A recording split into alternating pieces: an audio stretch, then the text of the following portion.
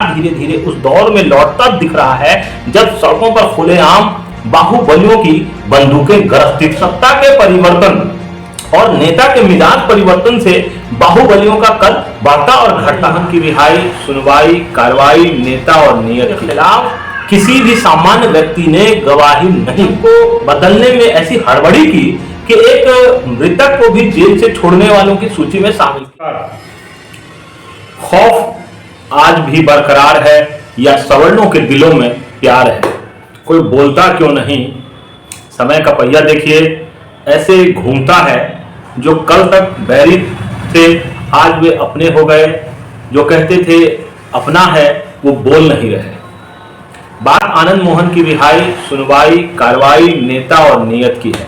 1994 में हत्या हुई एक डीएम की। बिहार में खुले तौर पर जातीय संघर्ष चरम पर था। भूरा बाल हटाओ का नारा दिया जा रहा था। मंडल कमीशन के बाद ये हालात अधिक बिगड़े थे। बिहार के कई क्षेत्रों में अपनी अपनी जात और जमात की ताकत के आधार पर बाहुबली उभर रहे थे। कोई अशोक सम्राट था, कोई साहबुद्दीन, कोई तस्लीमुद्दीन, कोई पप्पू यादव, कोई अनंत सिंह, कोई छोटन शुक्ला, कोई भुटकन शुक्ला, कोई सूरजभान सिंह, कोई राम किशोर सिंह, कोई मुन्ना शुक्ला, कोई प्रभुनाथ सिंह, कोई राजन तिवारी, कोई सुनील पांडे और कोई आनंद मोहन के तौर पर उभरा। जिन लोगों का मैंने नाम लिया वो केवल बिहार के उस हिस्से का प्रतिनिधित्व कर रहे थे, उस हिस्से के बाहुबली थे जो मौजूदा बिहार अभी है। लेकिन 1990 के दौर में बिहार उड़ीसा तक फैला हुआ था, यानी झारखंड भी बिहार का हिस्सा था और उस क्षेत्र के अलग बाहुबली उभरे थे। सब अपने अपने क्षेत्र के राजा समझ लीजिए। किसी का राज्य छोटा, किसी का बड़ा और किसी का बहुत बड़ा। हालांकि हम अशोक सम्राट जैसे बाहुबली जो बेगूसराय से थे, उनका राजपाट जो है 1990 के पहले भी जो है बहुत दूर तक फैल चुका था। कांग्रेस की विचारधारा में विश्वास रखने वाले वामपंथी बाहुबली या नक्सलियों के निशाने पर वो रखते थे। 1990 के दशक में बिहार में शासन में परिवर्तन हुआ और बिहार में पहली बार असॉल्ट राइफल एक 56 की 47 के कहते हैं जो भी, वो आया था और अशोक सम्राट उसको लाने वाले थे। और जब सत्ता परिवर्तन हुआ, नकेले कसी गई, तो 1995 में जो है अशोक सम्राट भी मारे गए। अब अशोक सम्राट के मारे जाने की जो दो अलग अलग कहानियां हैं। पुलिस कहती है कि उन्होंने मुठभेड़ में मारा। अशोक सम्राट के जो समर्थक रहे वो कहते हैं कि पीछा करने के दौरान जब अशोक सम्राट झोपड़ी में छिप गए थे तब जो है ग्रामीणों ने ये समझा कि कोई डकैत है और उसमें आग लगा दी। बिहार के बाहुबलियों पर अलग से पूरा लंबा वीडियो बनाया जा सकता है। फिलहाल चर्चा में आनंद मोहन है, इसलिए बात आनंद मोहन की करें। 2 बार सांसद रहे, विधायक रहे, पत्नी सांसद रही, बेटा विधायक है, मतलब रसूखदार परिवार है। सहरसा और पूरे कोसी क्षेत्र में जो है दबदबा। वैसे पूरे बिहार के राजपूत नेता बनकर उभरे थे। आज जो पप्पू यादव शादी सगाई में आनंद मोहन से गले मिल रहे हैं, उभार के दौर में ऐसा नहीं था। दोनों मधेपुरा में भिड़ जाते थे। पप्पू यादव वहां जो है सांसद भी रहे, कोसी में जो है उनकी भी बादशाहत थी या है, जो भी है। देखिए, आनंद मोहन पर एक डीएम की हत्या के लिए उकसाने का दोष सिद्ध था। इस केस से जो जुड़े दस्तावेज हैं उसको पढ़ने से एक बात तो साफ होती है कि उस वक्त जो सत्ता में बैठे लोग थे यानी लालू यादव और आनंद मोहन विरोधी विचारधारा के हो गए थे। ऐसा नहीं है कि आनंद मोहन कभी लालू के जो है साथ नहीं गए, लालू के साथ भी गए, लेकिन वो जो पीरियड था उसमें वो दोनों विरोधी विचारधारा में थे। उस वक्त जितने भी बाहुबली उभरे ज्यादातर किसी न किसी जात या का विशेष का झंडा बुलंद कर रहे थे। आनंद मोहन राजपूत और अगड़ी जाति का झंडा थामे हुए थे और लालू यादव सवर्णों के विरोध की राजनीति के साथ सत्ता में आए थे। हालांकि 90 में पहली बार जो आनंद मोहन है वे महसी से जो विधायक का चुनाव जीते थे, वे उसी जनता दल के टिकट पे, जिस जनता दल के छत्रछाया में लालू यादव और बहुत सारे कांग्रेस विरोधी नेता इकट्ठे हुए थे। लेकिन मंडल कमीशन की रिपोर्ट आने के बाद उस विचारधारा के जो है खिलाफ हो गए, इसलिए सत्ता से ठन गई। 1994 में मुजफ्फरपुर में जब छोटन शुक्ला की हत्या हो गई और छोटन शुक्ला की हत्या में लोग, वहां के जो लोग हैं वो मानते हैं कि पुलिस प्रशासन की भी भूमिका थी, इसलिए आक्रोश ज्यादा था। उसके ठीक अगले दिन 4 दिसंबर को हत्या हुई, उसके ठीक अगले दिन 5 दिसंबर को जो डीएम जी कृष्णैया की हत्या हुई भीड़ में, उस हत्या के आरोपित आनंद मोहन थे। बाद में जो है जो चीजें हुई, लेकिन उस दौरान 1996 में लोकसभा चुनाव से पहले आनंद मोहन की पार्टी का विलय जो है समता पार्टी में हो गया था। और वो समता पार्टी वही है जिसमें जॉर्ज वाली समता पार्टी जो नीतीश भी जिसमें थे और जो एनडीए का हिस्सा रहे। आनंद मोहन के खिलाफ जो है उस समय गिरफ्तारी का वारंट जारी हुआ था, निकाला गया था। एक दिन अचानक क्या हुआ कि मुजफ्फरपुर में हलचल तेज हो गई, जगह जगह पुलिस वाले तैनात हो गए, पुलिस की हलचल तेज थी। दरअसल आनंद मोहन ट्रक के क्लीनर बनकर शहर में दाखिल हुए और भारी भरकम पुलिस को चकमा देकर कोर्ट में सरेंडर कर दिया। यहां से आनंद मोहन जेल भेज दिए गए। और फिर क्या हुआ कि उन्होंने उस साल 1996 में लोकसभा का जो चुनाव है उसी समता पार्टी के टिकट पर लड़ा, जिसमें नीतीश कुमार भी थे। और उस चुनाव का जो सबसे रोमांचक किस्सा है कि पोस्टर जो है जगह जगह आनंद मोहन के लगाए गए थे, जिसमें दोनों हाथों में वे हथकड़ी, अभी भी देखिएगा कि इंटरनेट पर जो है वो तस्वीर सबसे ज्यादा वायरल रहती है, जिसमें दोनों हाथ में हथकड़ी लगाए हुए हैं। और नीचे जो है उस पोस्टर के नीचे लिखा होता था शांतनु और सुरभि की तस्वीर और नाम लिखा होता था। इसके साथ लिखा होता था तोतली जुबान में, जैसे शादी विवाह के कार्ड में देखते कैसे लिखता है, मेरे पापा की शादी में, मेरे चाचा की शादी में जरूर आना, इस तरह का। तो उसमें लिखा था मेरे पापा को बचा लो। बच्चों के बोलने वाले जो तोतले अंदाज में ये जो नारा लिखा हुआ था वो बहुत पॉपुलर हुआ और आनंद मोहन जेल से चुनाव जीत गए। उस वक्त अनिल कपूर की एक फिल्म आई थी लोफर। उस फिल्म की कहानी जो है आनंद मोहन की कहानी से बहुत मिलती जुलती थी, तो लोगों को लगा कि जो है ये आनंद मोहन पर ही बेस्ड करके ये फिल्म बनाई गई है। खैर उस चुनाव को लेकर के वोटों की जो गिनती हो रही थी, शुरू हुई, तो आनंद मोहन आगे चल रहे थे। दोपहर होते होते लगभग साफ हो गया था कि आनंद मोहन जीत रहे हैं और मुजफ्फरपुर सेंट्रल जेल के बाहर उनसे मिलने वालों की भीड़ जुटने लगी। धीरे धीरे करके सैकड़ों की संख्या में वहां लोग जुड़ गए। इसके बाद आनंद मोहन जेल की खिड़की पर खड़े होकर हुए और वहां लोगों से मुलाकात की। कुछ दिन के बाद उन्हें जमानत मिली और वे जेल से छूटकर बाहर आ गए। इस दौरान 13 दिन की जो वाजपेयी जी की सरकार बनी थी वो गिर गई। इसके बाद जनता दल की सरकार बनी और इस नीतीश कुमार से आनंद मोहन की जो है अनबन हो गई और वो 1998 में लोकसभा का चुनाव लड़ने के लिए लालू से समझौता कर बैठे और वहीं से जो है लालू के जो खिलाफ से आनंद मोहन स्थापित हुए थे, 98 में लालू के सामने सरेंडर कर दिया। यानी कि 1998 में आनंद मोहन लालू के समर्थन से चुनाव जीतकर फिर से संसद में पहुंचे। लेकिन वो सरकार भी जो है 13 महीने से ज्यादा नहीं चली।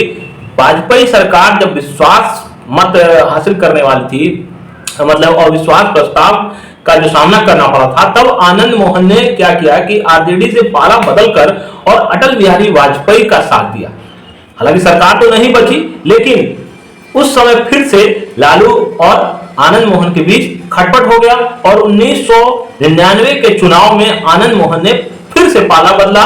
यानी कि जो लोकसभा में अविश्वास प्रस्ताव के दौरान जो उन्होंने बीजेपी के पक्ष में वोटिंग की थी, तो उसको आगे कंटिन्यू करते हुए, क्योंकि राजद से तो ठन गई थी, राजद से बात बिगड़ गई थी, तो 1999 में क्या किया, बीजेपी के करीब हुए और 1999 में आनंद मोहन शिवहर से और पत्नी जो है लवली आनंद वैशाली से एनडीए का टिकट लेकर के दोनों चुनाव लड़ गए, लेकिन दोनों हार गए।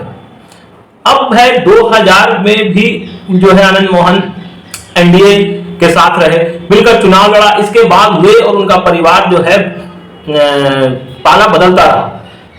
धीरे धीरे इधर केस की सुनवाई हो रही थी सेशन कोर्ट में और अंत में आकर के 2007 में आनंद मोहन, लवली आनंद और कुछ लोगों को जो है सजा सुना दी गई। सब सलाह के पीछे थे और चीजें फिर धीरे धीरे सेशन कोर्ट से हाई कोर्ट में जो है आनंद मोहन को फांसी की सजा से मुक्त करके उम्र कैद कर दिया गया, बाकी लोगों को उससे बरी कर दिया गया। अब 2020 में पहली बार आनंद मोहन की विरासत जो है बेटे को मिली, चेतन आनंद को, और वो शिवहर से आरजेडी के टिकट पर विधायक बने। सत्ता बदली, महागठबंधन की सत्ता आ गई अब जो है आरजेडी के विधायक हैं और सरकार में शामिल हैं।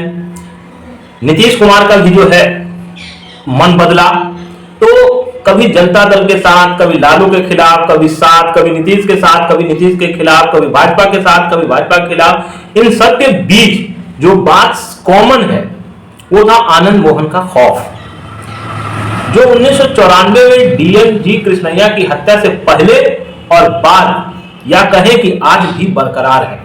ऐसा इसलिए कह रहा हूं कि 1994 में जो सबसे चर्चित डीएम जी कृष्णैया हत्याकांड हुआ, उसमें उनके यानी कि आनंद मोहन के खिलाफ किसी भी सामान्य व्यक्ति ने गवाही नहीं दी।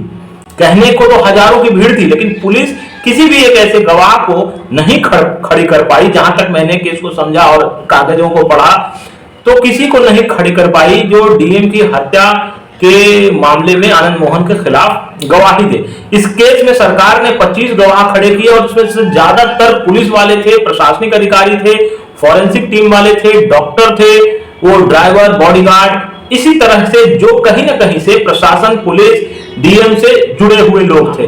उस भीड़ में जो सामान्य लोग थे, उसमें से पुलिस किसी को यह गवाही के लिए खड़ी नहीं कर पाई, जिन्होंने ये कहा कि आनंद मोहन ने ही उकसाया और इसके बाद भुट्टन शुक्ला ने गोली मारी। बात उसके बाद क्या हुआ कि आनंद मोहन के उकसाने की जो पहचान है, आम लोग या जो भीड़ में शामिल लोग थे वे नहीं कर पाए। इसको लेकर सवाल उठे, कोर्ट में भी इन बातों को उठाया गया। इतनी भीड़ के सामने सब कुछ हुआ, बावजूद पुलिस स्वतंत्र गवाह को क्यों नहीं खड़ी कर पाई? या तो आनंद मोहन का खौफ था, या पुलिस की कोई साजिश, या पुलिस का डर। अब कहेंगे कि पुलिस का डर क्या? डीएम की हत्या के बाद तत्कालीन मुख्यमंत्री लालू यादव मुजफ्फरपुर पहुंचे थे।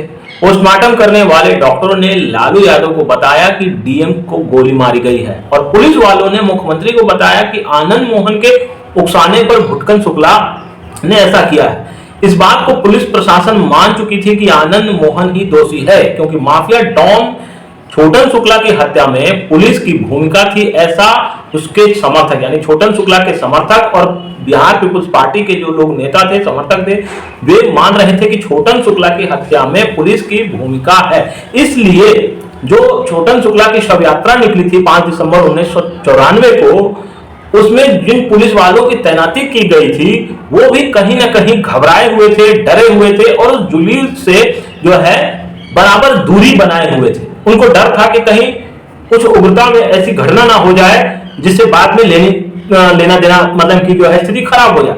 अब समझिए कि जिस सत्ता के दौरान ये सब कुछ हुआ, उस दौरान पुलिस ने खुलकर गवाही दी और आनंद मोहन को सजा हुई। जिस सत्ता ने जेल मैनुअल में बदलाव करके उसमें सरकारी कर्मी की हत्या करने वाले को रियायत नहीं देने का फैसला लिया गया, उस लाइन को अमेंडमेंट कर दिया गया, हटा दिया गया, जिसका फायदा आनंद मोहन को मिला और भी कई दुर्दांत अपराधियों को मिला। केवल आनंद मोहन की चर्चा हो रही है, लेकिन 7-8 ऐसे अपराधी हैं जिसमें कि जेडीयू की नेता पूर्व मंत्री बीमा भारती के पति अवधेश मंडल भी हैं, और भी कई नामचीन अपराधी हैं, पप्पू सिंह हैं, और भी बहुत सारे लोग हैं।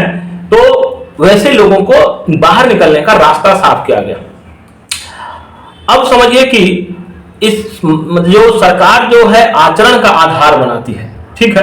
अब मैं एक दूसरे बिंदु पर उसको शिफ्ट कर रहा हूं, आप ये समझिए, सरकार आचरण का आधार बनाती है, मगर सरकार इस बात को इस मामले में नजरअंदाज कर गई कि आनंद मोहन पर जेल में मोबाइल और अन्य आपत्तिजनक सामान पकड़े जाने का केस कुछ समय पहले यानी कि 1.5 साल पहले अक्टूबर 2021 में जेल प्रशासन ने दर्ज कराया था। उनके पास मोबाइल जेल में मिला था, और यही जो है इसी आनंद मोहन को सजा के दौरान जेल के बाहर घूमते पाया गया था।